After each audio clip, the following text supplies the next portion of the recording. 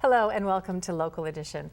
I'm Leslie Layton. Well, how do you engage our colleges and our government and the business owners to be the most efficient as possible? Well, that's just something the Orange County Business Council is always working on all year round. And with us now is the Senior Vice President of the Orange County Business Council, Bryan Starr. Thank you very much. Thank you, Leslie. Pleasure to be here. Can you describe what your goal is, what your main initiatives are? Sure. Well, the Orange County Business Council is an advocacy organization that represents 250 of California's largest businesses.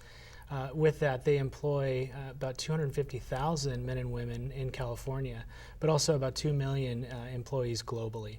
Our mission is, as you said, to bring together academia, government, and local business to create that dialogue and an ability to work together to enhance our economic condition here in Orange County. Wow, that's a big goal. How do you do that?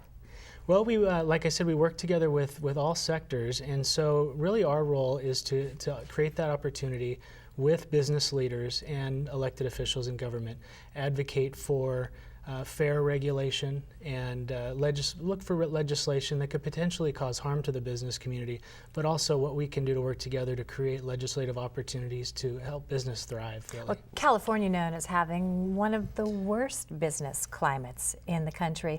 Are there some initiatives, are there some issues that you're particularly focusing on this time around in hopes of bettering the environment for all businesses here? Absolutely, and I'm glad you asked, because our advocacy programs are built around our 4 core initiatives, and that's workforce development, workforce housing, also economic development, and of course infrastructure. And so we focus all of our efforts on those 4 core initiatives. This year we'll be working with leaders in Sacramento to potentially look at reform to the California Environmental Quality Act, which is a legislative piece that was brought about in the 70s and is very beneficial to California and its environment.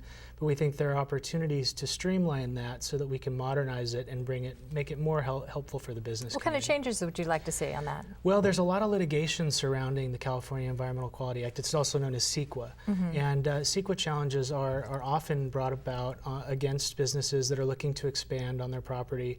A number of litigation abuses that just create more time, more cost, and are really not very beneficial or effective for the actual environment.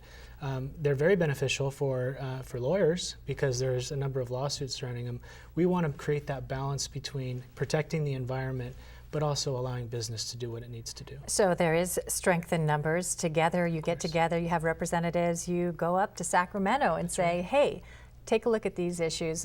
You have a trip planned. That's correct. What's your strategy, or is it a little too soon to tell? Well, we spend a lot of time in Sacramento, the staff does, and we take a lot of our business members up there once in a while. But once a year, we do a special advocacy trip, and that's coming up here in March.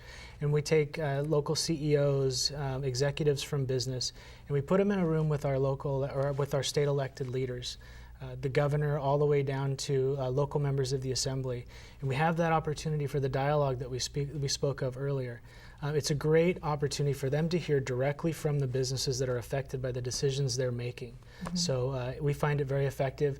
The members enjoy it, and also the members of the elected body enjoy it as well. So you'll be talking about the CEQA issues and healthcare, another big one affecting a lot of businesses locally. Absolutely, and you saw the governor's budget came out yesterday.